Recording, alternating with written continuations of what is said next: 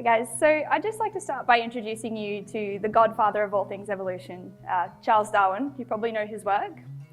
So Darwin taught us many things, but mainly that species are not immutable and static forms. So his ventures on the Galapagos archipelago in particular taught us that different habitats can drive divergence in species traits. So what we now know is that it's not the Galapagos in particular, but islands in general that create a pageant of natural experiments for the study of evolutionary processes. So if we skip forward 200 years-ish, what we're now seeing is that urbanisation is creating islands, contemporary islands, in the form of city parks and urban green space. So what we now know is that wildlife that inhabit these islands are experiencing changes to their phenotype. So for instance, changes in body size, body shape, stress physiology and behaviour. So what we are yet to understand is how urbanisation impacts the evolutionary processes linked to these changes. So my PhD is to better understand how natural selection can operate in an unnatural environment. So as Darwin said, it's not the strongest that survive nor the most intelligent, but it's the most adaptable to change.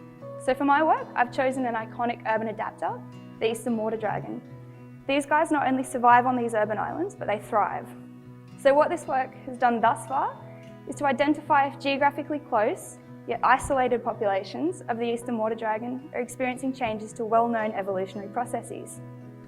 So preliminary results are indicating that each individual urban island is experiencing selection on different morphological types. So what that means is on some urban islands, it's favourable to have longer legs, whilst others bigger jaws.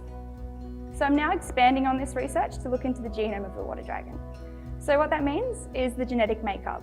So here I'll be identifying markers that can be experiencing the same level of divergence on these urban islands. So these markers can be linked to functional genes that, as with longer limbs or bigger jaws for instance, may be favourable in certain habitats. So this work not only utilises these urban islands, comparing them to their native counterparts, but also looks at natural history specimens from museums to track this change through time. So all in all, this work will allow us to form an understanding of how urbanisation impacts evolutionary processes and can therefore be mitigated to create resilient and sustainable urban ecosystems. Thank you.